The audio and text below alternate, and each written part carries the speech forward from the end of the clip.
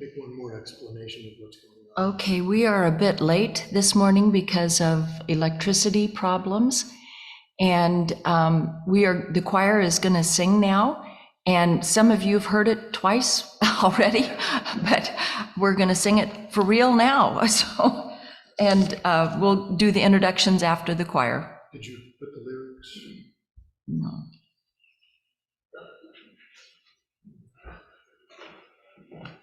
Just a minute. I went to all the trouble to type up the lyrics of this song so that Pam could post them, and then she didn't post them. So now she's going to post them before we sing so you can see what we're singing.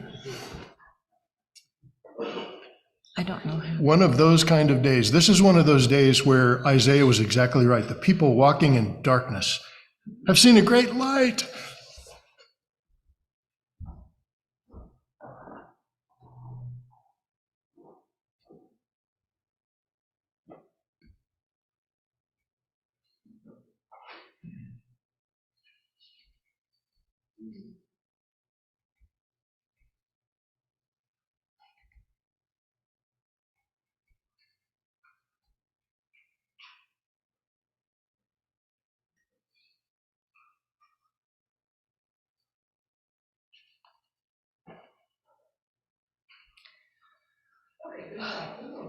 Yep, we're gonna, never mind. I cannot post the.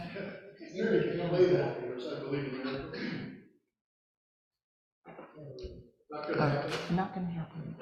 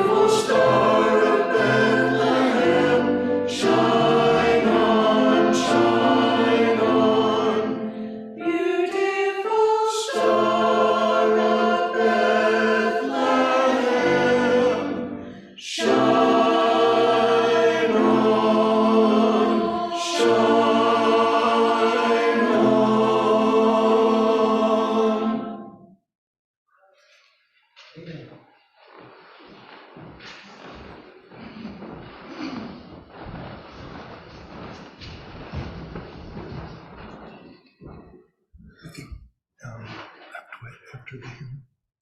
Yes.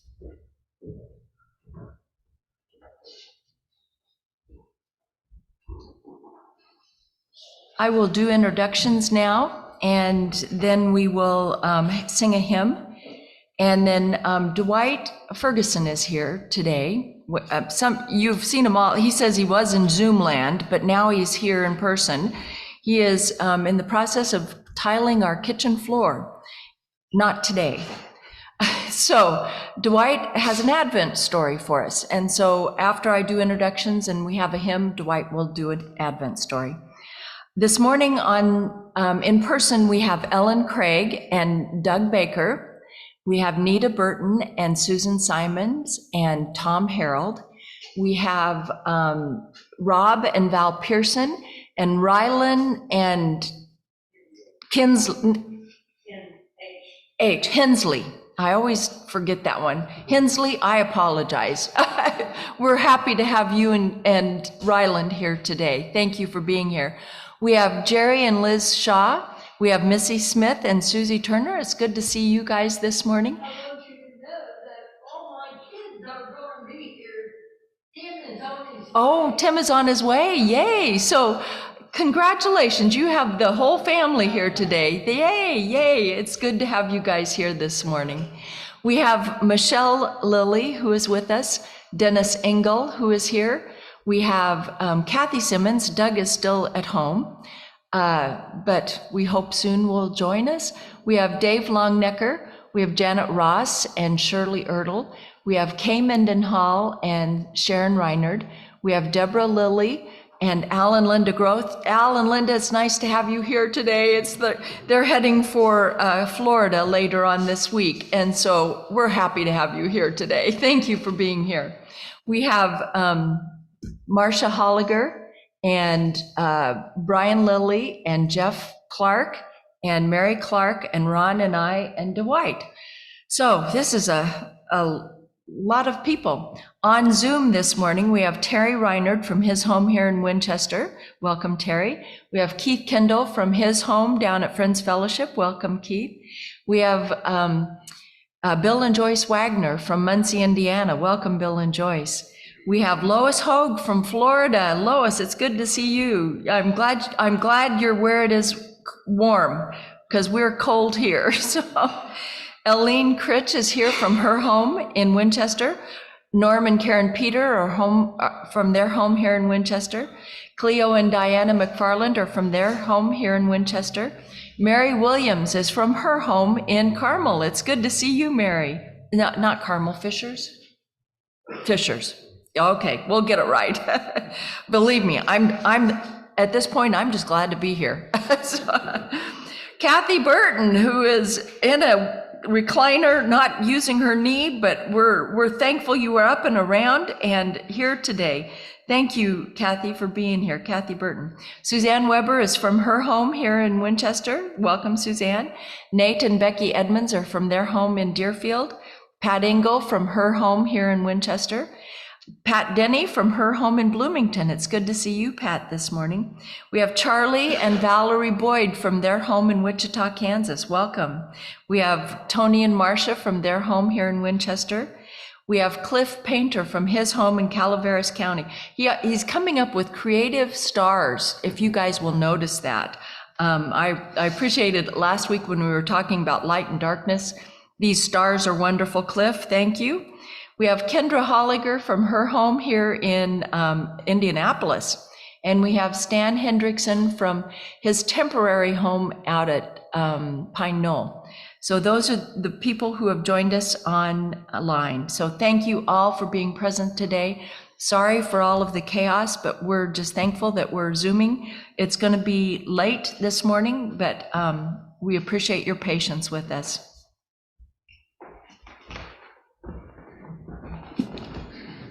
If you can have access to a hymnal and would like to look at number 131, this is a Christmas carol, Angels from the Realms of Glory.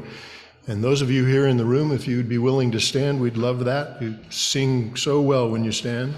Number 131, Angels from the Realms of Glory.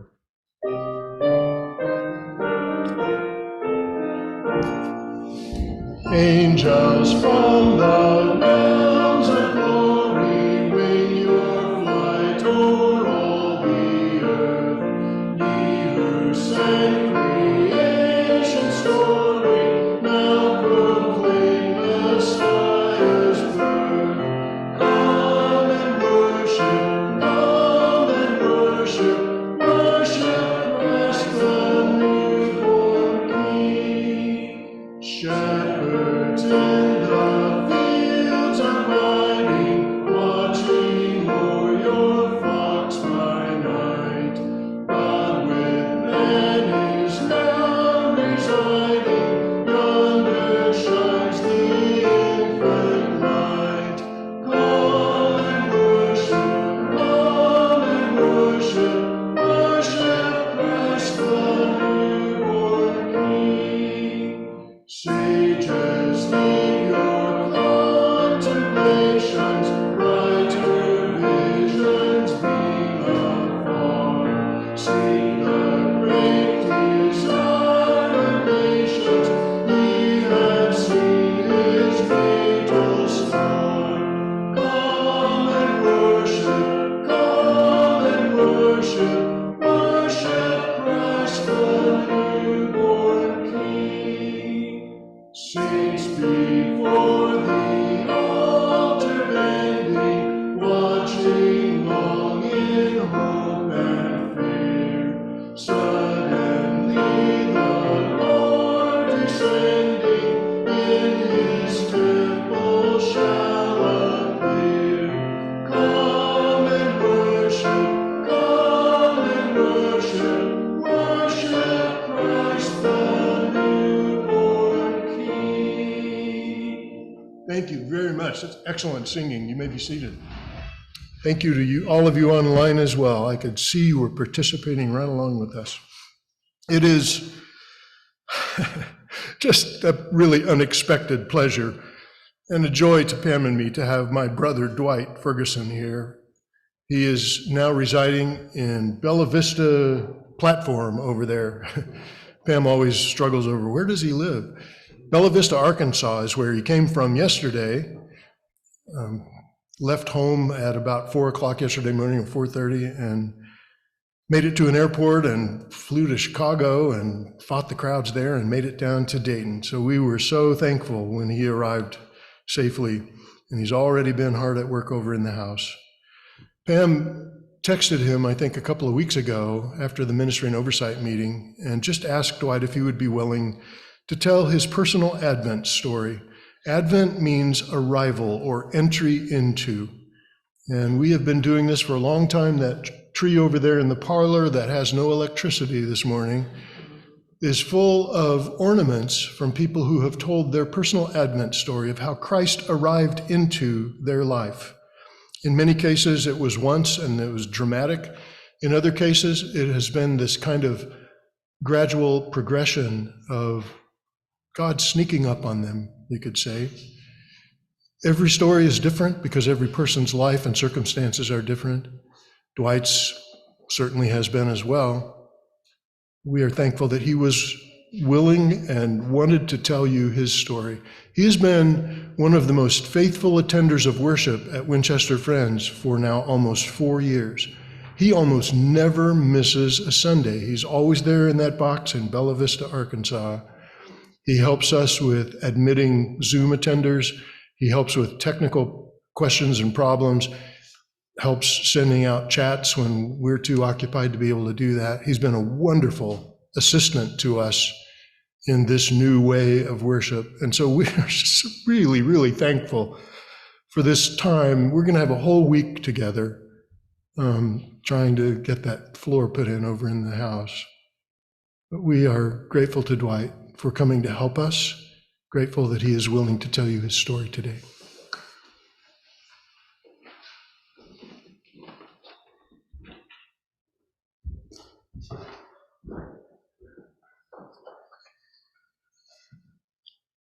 I'm not comfortable being up here. Many years ago, I had a business and I did some radio advertising. And the radio salesman said, "You need to cut your own ads." And I told her I have a face for radio and a voice for silent movies. And I still feel that way. So Ron stole some of my thunder on the introduction, but I did receive a text from Pam about 10 days ago mentioning the possibility of me reading my adventure story. I'm sure that that's from autocorrect on her phone, but since she meant to say Advent. However, it seemed perfectly appropriate. Life is truly an adventure. My life in Christ has been an adventure.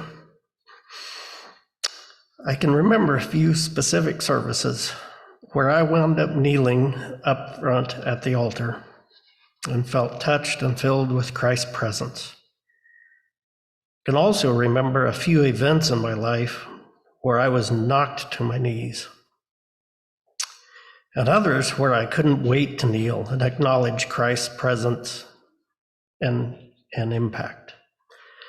Each of those times I was left with the overwhelming desire to never move away from that sensation or that realization.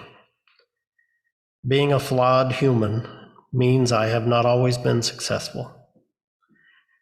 So I don't have an Advent story. I have several Advent stories. Last week, Pam spoke of someone describing another person as radiating holiness, and that person responded, "No, I am reflecting holiness." Shortly after that, Gage described light and dark as existing together and how it depends on what you are focused on. At that moment, all I could see was me as a mirror. I am in charge of deciding where my mirror is pointed. Am I looking towards the dark or towards the light? As I move through life, different events or situations have come up that end up getting stuff on my mirror. At other times, things have gotten in the way, preventing me from seeing, reflecting the light. It is up to me to try and keep my mirror clean and to step around obstacles that get in the way. Sometimes that is an easy process, an obvious path to facing the light. Sometimes it is not, even appearing to be impossible. One gift, if you can call it that, from COVID is the opportunity to sit in church every Sunday in Winchester, Indiana. Many Sundays that has brought about the cleaning of my mirror, brightening my reflection. Other Sundays, obstacles I may or may not have even identified yet are illuminated, the path around them revealed. My prayer today and every day is that I will stay focused on Jesus and be the brightest reflection possible. I'm thankful for this meeting and the reflection that each of you are.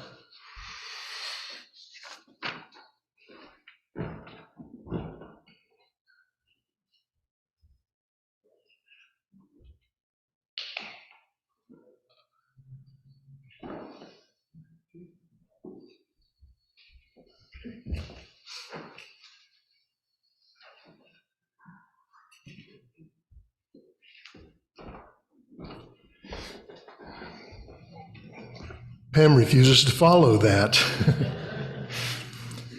I should refuse too, but I will just let you know we are so discombobulated around here this morning that nothing is going to fit exactly into place. The clock on the wall still says that it is 5 minutes before 9. So the electric guys have been out on the poles for about an hour and a half now. They promised me when I called in, we'll have you back in business by 1 p.m. So y'all get something to eat because you're going to be here a while, right? Not really. Uh-oh. I would just introduce what we sent out yesterday about the light of hope by reading the prophecy of Isaiah that is so familiar that we hear it each year during the season of Advent, but it's just as rich the 100th time you've heard it as the first. This is what Isaiah wrote and prophesied about Jesus hundreds of years before he actually showed up in Bethlehem.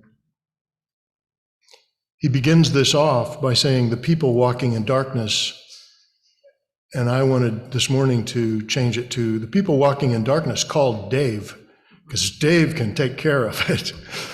We had no power to about half of the outlets and everything else here in the room an hour and a half ago, and Dave figured out a way. Dwight also was right on this as well. Oh, Brian Lilly was also helping. And then Michelle has brought in some power backup units that are powering part of this today.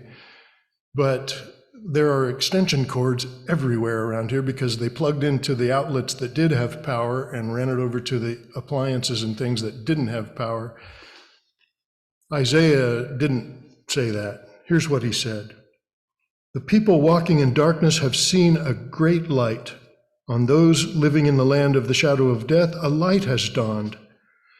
You have enlarged the nation and increased their joy. And they rejoice before you as a people rejoice at harvest time, as men rejoice when dividing the plunder after winning a battle. For as in the day of Midian's defeat, you have shattered the yoke that burdens them, the bar across their shoulders, the rod of their oppressor. So that every warrior's boot used in battle and every garment rolled in blood will be destined for burning. It will be fuel for the fire. For unto us a child is born, to us a son is given, and the government will be on his shoulders, and he will be called Wonderful Counselor, Mighty God, Everlasting Father, the Prince of Peace. Of the increase of his government and peace there will be no end. He will reign on David's throne and over his kingdom, establishing and upholding it with justice and righteousness from that time on and forever. The zeal of the Lord Almighty will accomplish this.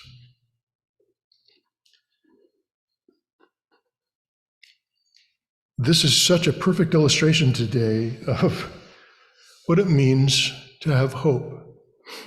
You know, we've been served for 25 years living here now by Indiana Michigan Power. I think the same company, maybe they've changed hands, I don't know. But you come to have faith that when you flip the light switch, it's going to turn on. And even when you have these hitches like this, where that doesn't work, faith is what gives us hope. Because of that relationship with I&M over all these years, I mean, there have been times when we were out of power, I think 4.5 or 5 days several years ago. But you still had faith because you saw those trucks out there and guys up on poles in bitter cold weather trying to take care of the problem. It teaches you, faith teaches you to have hope. It is because we've seen God at work in our lives in dark, dark times, in dark, dark situations. It is because we know that God is there up on the pole in the bitter cold, trying to restore his power to our lives, that we have hope. The people that Isaiah was writing about had been at it so long, and they hadn't seen anybody up a pole for a really long time. They hadn't seen anybody at work on spiritual problems for a really long time.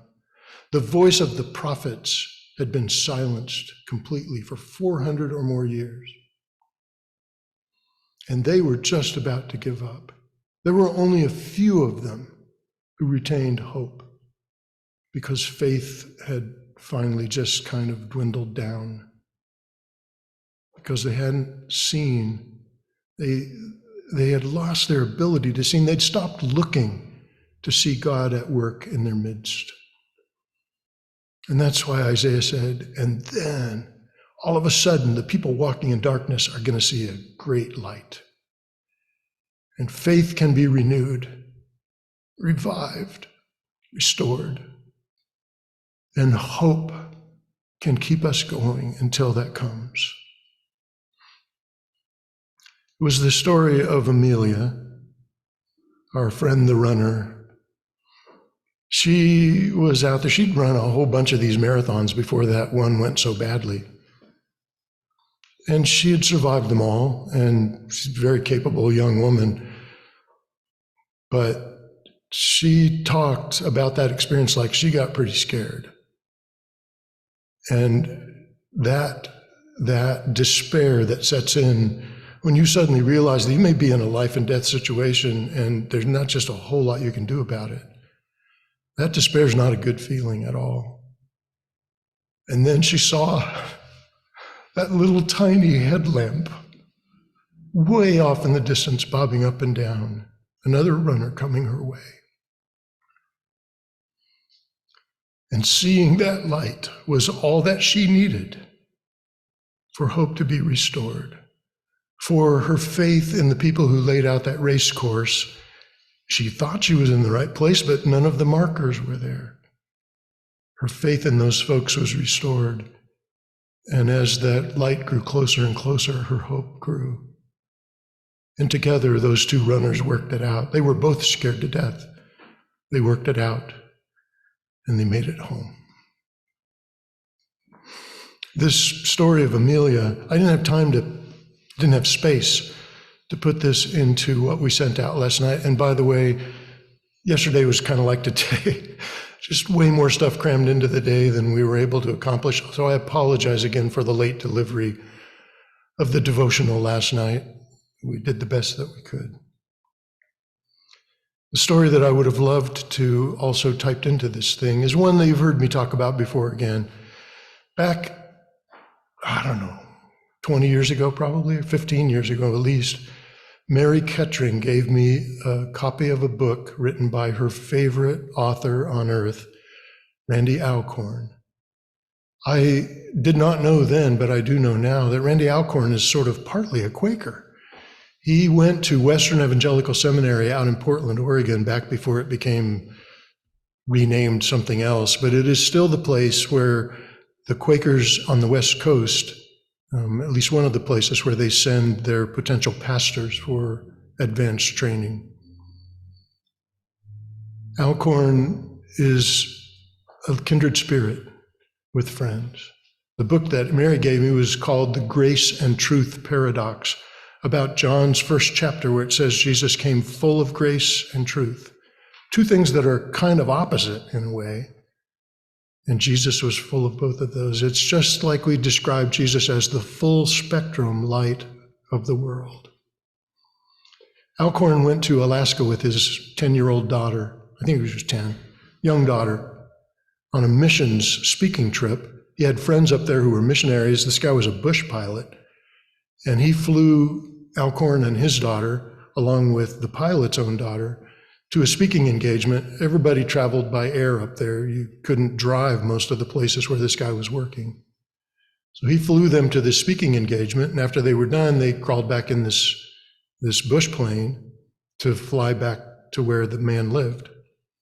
And after they'd been airborne for just half an hour or so, they were going over a really high mountain range, and all of a sudden oil splattered all over his windshield in the airplane. The engine sputtered and died. They'd blown an oil line, engine overheated. That was all she wrote. And there was no place to put that airplane down. They were over rugged mountains and forests.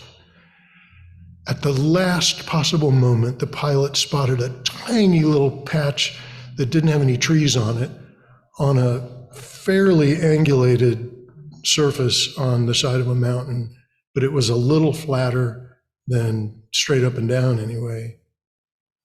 And he coasted that airplane to that spot and crash landed that aircraft on that little rocky open spot on the side of a mountain. It was 4 o'clock in the afternoon, getting dark soon, I think, and cold, but all 4 on that aircraft survived. They were banged up just a little bit from bouncing around. They didn't have hardly any food or water. The pilot dug around in there. The plane was damaged some, but things were there. He found a flare gun. So they waited till they saw aircraft going over, and then they would fire a flare, and nobody saw them. They kept that up till midnight. Planes were going over all the time, and it seemed that nobody had seen them. Well, it turns out that one of those had been a search and rescue plane, and they had seen the flare, but they couldn't land anywhere. There was no place to come down. So they flew back to their airport and got a helicopter to come out. And sometime after midnight, Alcorn says they had managed to build a fire, and they were sitting around this fire trying to keep warm, eating the little bit of snack stuff that they had. And all of a sudden they heard this whop, whop, whop of the helicopter blades coming over the ridge. And there were the lights of this helicopter, and it came right over their campsite, right over their crash site. And then this bright spotlight came on, looking an awful lot like Cliff Painter's thing that he puts on when he takes himself off camera. That light shining out of the heavens, illuminating what's below. And down came a search and rescue guy, sailor probably, on a cable, and winched all 4 of those folks up into the helicopter and took them to safety. Alcorn writes about that incident and says that that's what it's like.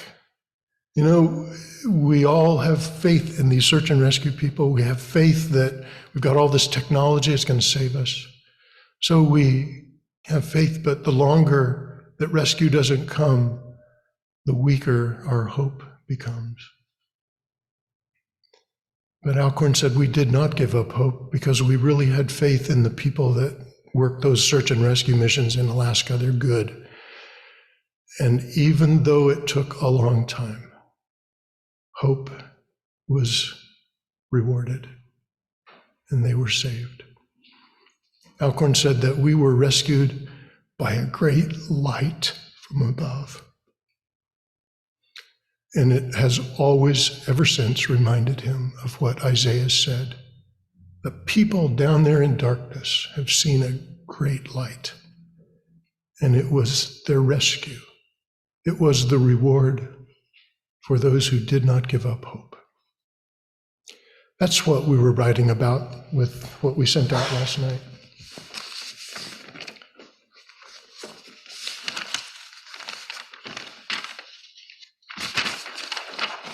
Too many papers. These are the queries that we have followed this essay about the light of hope with.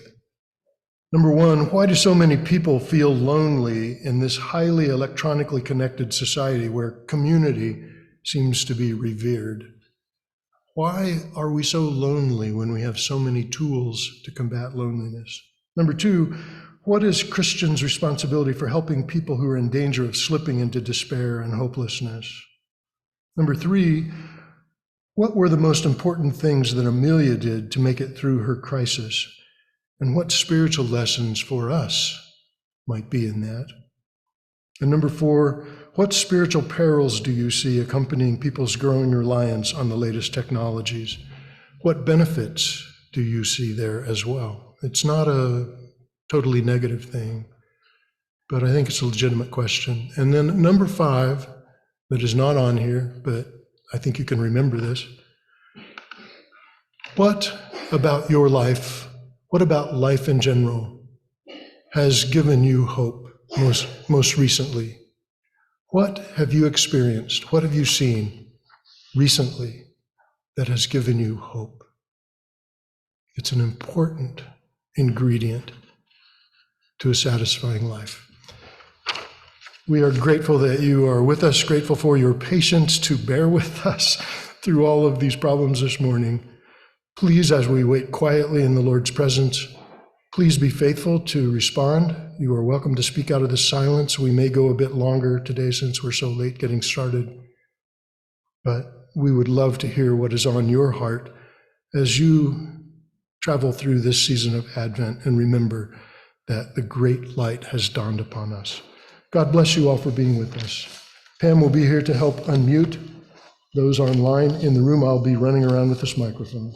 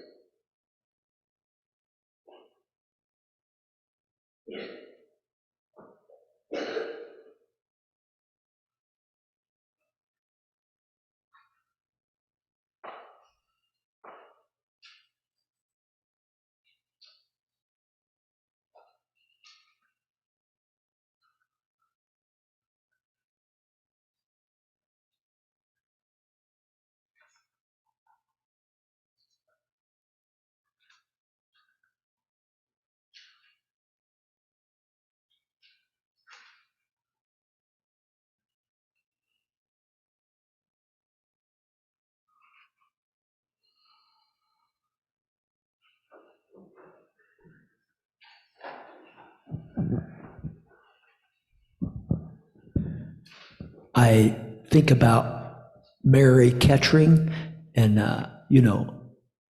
when Ron's talking about Randy Alcorn and Mary Kettering, and they lost 2 kids, I think, from cancer, and they had a daughter, and she did the foreword in that Randy Alcorn book, and she was so proud of that.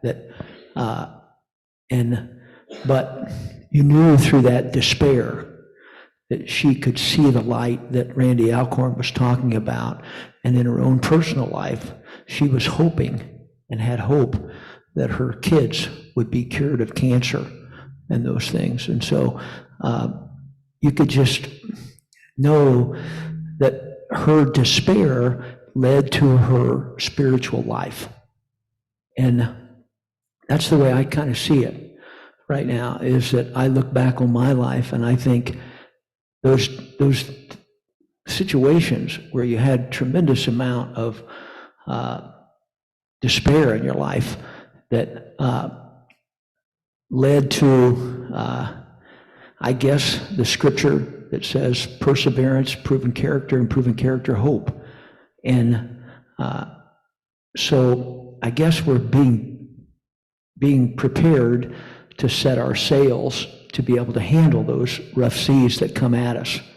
And that as we prove our character, it helps to deal with those disparaging situations that come our way as we navigate through the earth on this globe here. So, but I look back on Reed and Mary, and Reed used to come up and listen to Mary play, and he always wanted to sit right by there when she played. And so some of those memories are really good things to think about. And, but they, you know, it just helps me understand from their perspective on what they were going through and some of the things, and it speaks to me about their life. Thank you.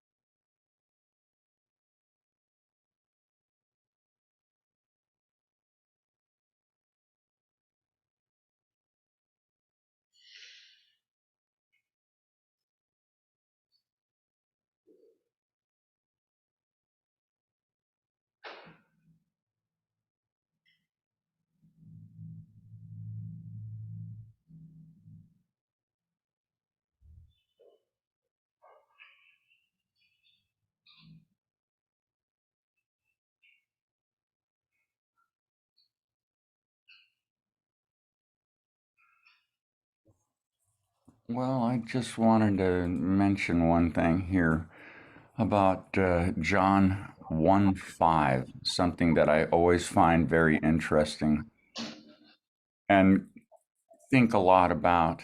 Not that I've come to any great insights, but often in some scriptures, in some translations, John 1:5 is translated, the light shines in the darkness, and the darkness cannot comprehend it. And that subtle little change of wording there often makes me think quite a bit about the acts of generosity versus the acts of selfishness, or how, when all else are despairing, some will suddenly find hope. And there are often traits of generosity, of kindness, of gentleness, of compassion, and service that come from those who love God and who try to serve God. And we don't bother trying to understand the darkness. We focus instead on trying to understand the generosity and the blessing of God, and then try to reflect that and be that. But I love that subtle shift in understanding. Instead of the darkness has not overcome it, the darkness cannot comprehend the light. Thank you.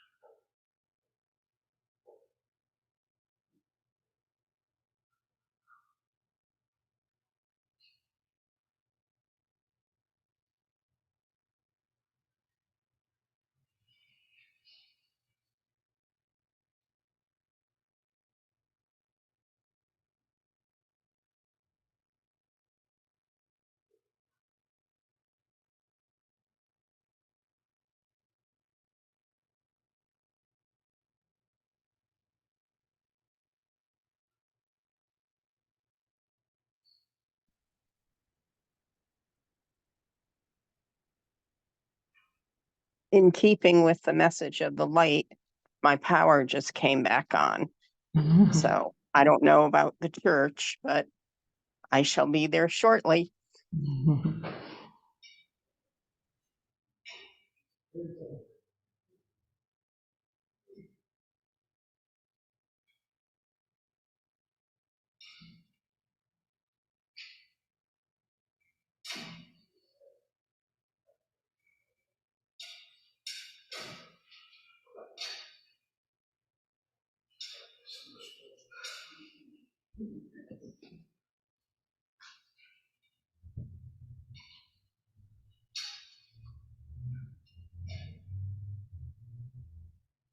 Well, I think what I wanted to talk about was little flashlights, I guess, so. I, sometime last fall, a neighbor and I were working on a project that our community is kind of working on, trying to be a better community. And we had decided to have a block party type thing outside, maybe. Well, we waited so long that there was nobody would have come if it was outside. I mean, we didn't want to be outside. It was cold and windy and rainy and different things. So I said, well, let's have an indoor block party. And so we just on this kind of spur of the moment, I figured it all out, I thought, on my own. And then all at once, after everybody was invited, and I realized that by 7 o'clock when they would be leaving, it was really dark on my driveway, on the street, around, to even getting out my door. And I thought, oh, how can I do this? I'm afraid someone will fall. And what have I done, And then I'm not sure. I prayed about it. I wanted it to go on. I thought, I'm stuck here. I'm having it, but I don't want anyone to get hurt. But I, in a way, did pray about it. But all at once, I went, little flashlights.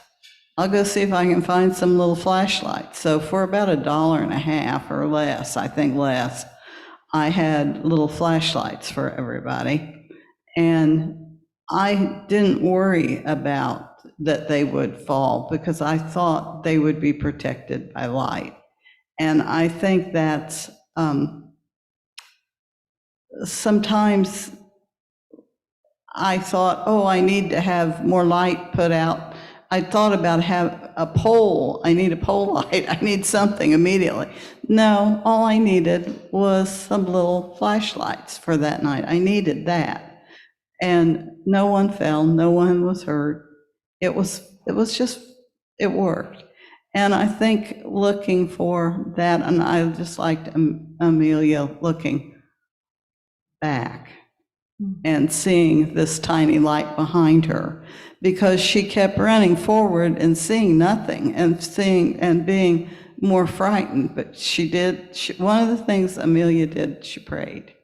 And I thought that was the first thing, that was the important thing she did. But then she needed to look back. And sometimes that, even looking back, is important. Thank you.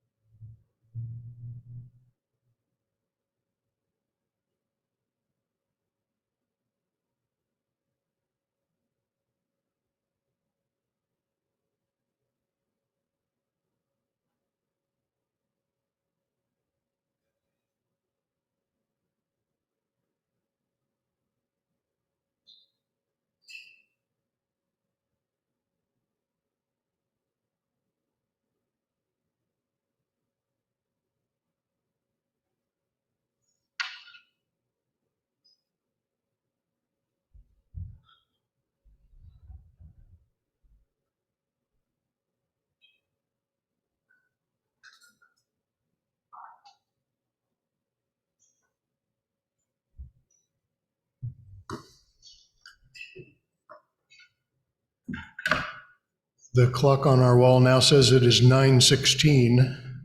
We're not going to go by that. The power did indeed come back on here in the room, and we are very thankful. We do not want to take away anyone's opportunity to be obedient in speaking something that might be helpful to others in the meeting. So we're going to wait for 2 or 3 more minutes. If you know that there's something that you could share that will be helpful to others, please be faithful as the Spirit leads you. So we will wait quietly for a couple more minutes.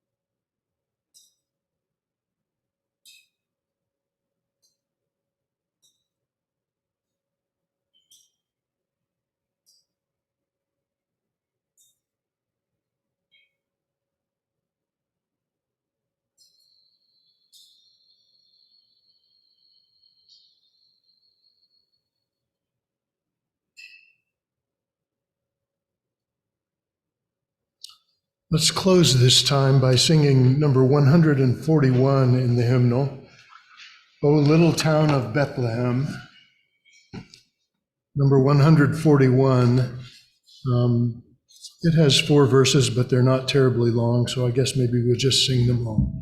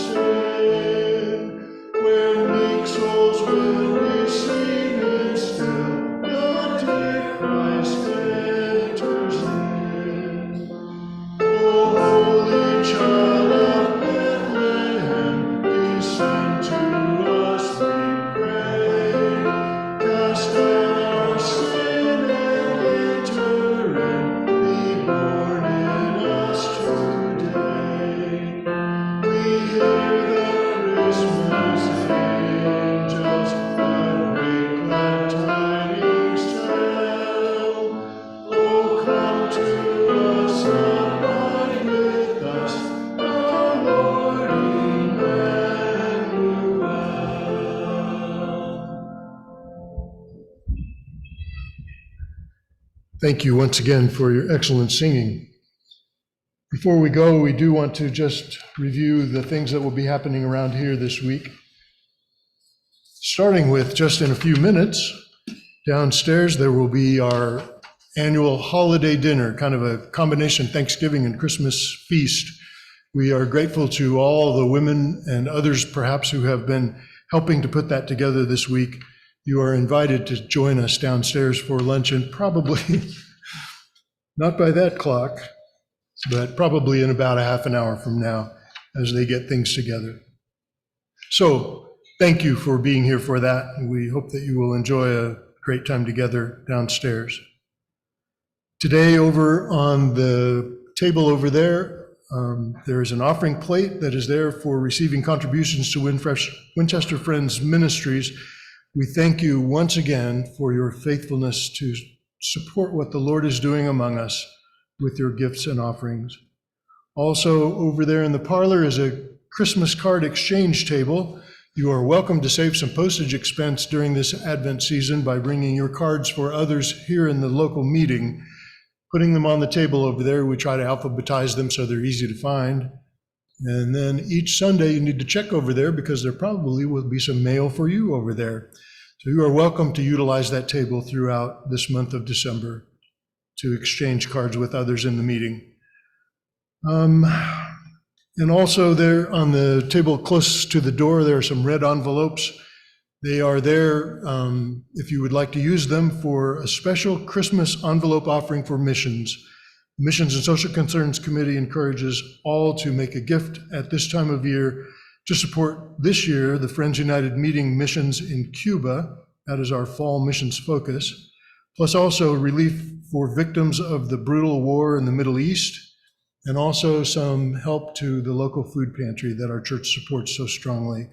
The first $750 that are contributed this year will be matched by Best Special Projects money. So please help us to reach that goal, $1,500 in special missions this year. So pick up a red envelope if you like, or you can just mark your gift, make it sure that it's clear for the treasurer that it is Christmas missions, and it will get to the right place. This week, then, tomorrow evening, the book discussion group will meet tomorrow at 7:30 p.m. by Zoom. They are discussing the book, The Covenant of Water, by Abraham Vergassi, I think is how you say his name. There's one copy of the book over on the table over there. If you're a really fast reader, it's only 800 pages. You can have that done by 6 o'clock tomorrow evening, I'm sure. You are most welcome to pick that up and get a sample of what he has written and join that discussion. Just talk with Pam or the church office tomorrow for the Zoom link, and they'll be glad to connect you. On Wednesday this week at 5:30 p.m., there will be prayer soup supper over at the parsonage. No, sorry, I should have changed that. This was done late last night. It will be down in the dining hall. The parsonage kitchen is out of business at the moment. There will be prayer soup supper downstairs in the dining hall. Then at 7 o'clock, the Welcome Class Bible Study will meet by Zoom, and they will be looking at lesson number 6 in the quarterly. It's called Penitential Prayer. It is drawn from Ezra chapter 9 and Nehemiah chapter 9 in the Illuminate Quarterly. Once again, if you would like to join that, let us know, and we'll be sure you get a quarterly and the Zoom link to join Bible study on Wednesday evening at 7 o'clock by Zoom. At 8:15, the Fabulous Friends and Parsonage classes will have their every other week check-in by Zoom as well. All of that on Wednesday evening, the 13th. On Thursday evening, the 14th, we will have vocal choir practice in the choir room at 6:30 p.m. That's followed by the chiming choirs practice at 7:15 in the basement parlor. Singers and ringers, don't forget, Thursday evening at 6:30 and 7:15. Next Sunday, the 17th of December, we will be right back here for worship sharing at 10 o'clock, both in person and by Zoom. Next Sunday is also the third Sunday of the month. There will not be trustees or Missions and Social Concerns Committee meetings. They always lay those down for the month of December because it's so busy. But there will be community food pantry next Sunday because people always eat. So you are most welcome and encouraged to make a contribution to the local food pantry if you are able. And also next Sunday then at 4 o'clock in the afternoon, Michelle Lilly invites all friends, anybody that would like to sing Christmas carols, to come and spend an hour going around to nursing homes and assisted livings and friends' homes, folks that may have a bit of difficulty getting out, to just sing Christmas carols and encourage them and bless them. They'll come back here at about 5 o'clock next Sunday afternoon for soup and snacks, and you are most welcome to join them. makes it feel a little more like Christmas when you go Christmas caroling. So please come and join Michelle and others next Sunday at 4 o'clock here at the Meeting House. I think those are all of the announcements that need to be made. On the prayer concern side of our sheet, we still have Kathy Burton listed here. We're so glad that she's been able to be with us today. She is recuperating after knee joint replacement surgery. I'm sure she's probably still undergoing some therapy, so please pray her through that. We give thanks for her good progress so far. Stan Hendrickson is still out at Pine Knoll, recovering from injuries suffered in a recent car accident. Karen Peters is still receiving therapy after her knee replacement surgery, so please pray her through that as well. And Terry Reinert is at home, recovering after hip fracture surgery and doing well. Please ask the Lord to be present with him and encourage him. We ask that you pray for all who are in nursing homes and assisted living facilities, in particular Anna Lou Arnett, who is down at Friends Fellowship in Richmond, receiving hospice care there. And also a new name on that list, Evelyn Hendrickson, who is Terry Reinert's mother, has now moved into the lodge or the big house at Summers Point and will be there in assisted living going forward. Please pray for her adjustment to her new environment, for her good settling in and her making of friends there. Pray for Evelyn Hendrickson at Summers Point and for all others that you know who are in those kinds of facilities. We also ask that you continue praying for Deborah Lilly, for Mike Murphy, who is Edmund's son-in-law, for James Lewis, who is Suzanne Weber's friend, others who are dealing with cancer in some way. Pray for them, pray for those who care for them. Ask the Lord to bring healing into their lives. We give thanks that Doug Simmons recovered from COVID after a couple of weeks ago he had tested positive. He's not able to be with us today because he's still not feeling all that well. So please pray for Doug and pray for others who are struggling with COVID illness, and pray for the medical people who are still working hard to hold it at bay. We learned early this past week that the friend of the Peters, Pam Welch, who was out at Summers Point, has died because of the cancer that had afflicted her. So please ask the Lord to comfort her family and friends, all who are mourning her death last week. I just heard on the news early this morning that Tennessee was hit very hard by tornadoes last night. There are people there who are grieving deaths. There are people there with a huge mess to clean up, people there who will be recovering for a very long time from the devastation that those tornadoes wreaked. Please pray for people in those situations when you hear those reports. And as always, we ask you to continue praying for peace in our shattered world, for Gaza and Israel, for Ukraine and Russia, for our friends in Sudan who now are living through another war, for people in so many places where violence seems to rule the day. Ask the Prince of Peace to make his presence known and felt in those places. Those are our concerns on our list today. Are there any other urgent things that you would like added to that before we close? You can wave your arms here in the room or online. You'll need to unmute. I'm going to change this thing back so I can see everyone. That's a lot better. Any other concerns to be added to our prayer list today?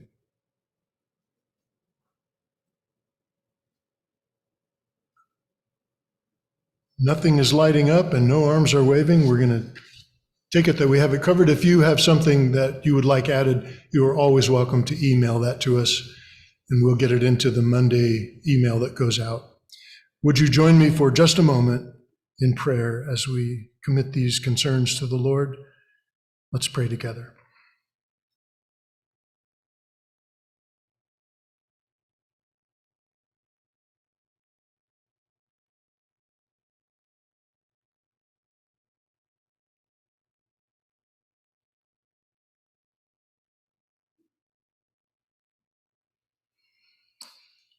We are so very grateful today, Lord, that you have allowed us to gather in this way, that you have brought us through the electrical outages of earlier today, that you've shown us that your ability to show up has nothing to do, cannot be hindered by whether or not we've got electricity in our wires, that you are present with us because you've made that commitment, because you are Emmanuel, God with us all the time.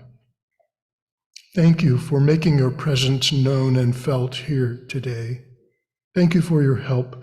Thank you for giving skill to some in our meeting and for those guys that work for the company to be able to restore power so quickly. Thank you for those who knew what to do to make this work today. We thank you as well, Lord, for your concern and your care for all who are on our list of prayer concerns today. We know that you are with them as well, that your power in their lives is unhindered. We ask that you would exercise that power to express your love, to bring help and healing and encouragement into the lives of all those who are suffering, to all those who need you in a particular and special way today. And we ask that you would again, by your Spirit, sensitize our hearts and our minds to be aware of those needs around us and to be ready to respond in your love as your Spirit prompts us to do so. Help us to always be available to you. Help us to be that kind of a compassionate and ministering people. Help us to be people who reflect your hope into a world that so often seems like they're just about to give up hope. Help us to be the people that rekindle that. We thank you once again for your kindness to us, for your help to us, for your presence with us on this day. We thank you for this season that we celebrate. We thank you for coming to earth to make salvation possible for us. We are more humbled by that than we even know how to express, but to say that we love you and worship you and give you thanks together. In Jesus' name, amen. Please listen to another Christmas carol.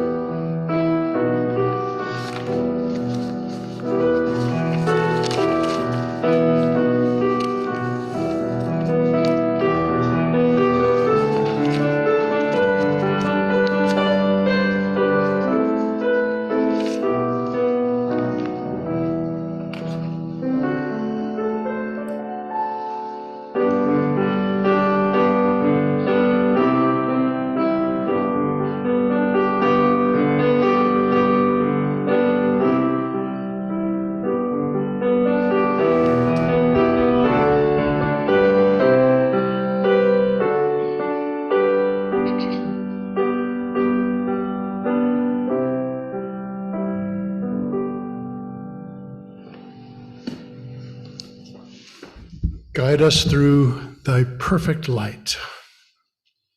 Great thought to end this meeting for worship with. Thank you once again, friends, for joining us. We're really sorry for those of you that are at home that you can't eat this food we've been smelling for the last hour. We will miss you at the table, but enjoy your lunch wherever you are. And for those of you who are here, you are welcome to move downstairs and find a place to be. Thank you so much, friends. You are at liberty. God bless you all.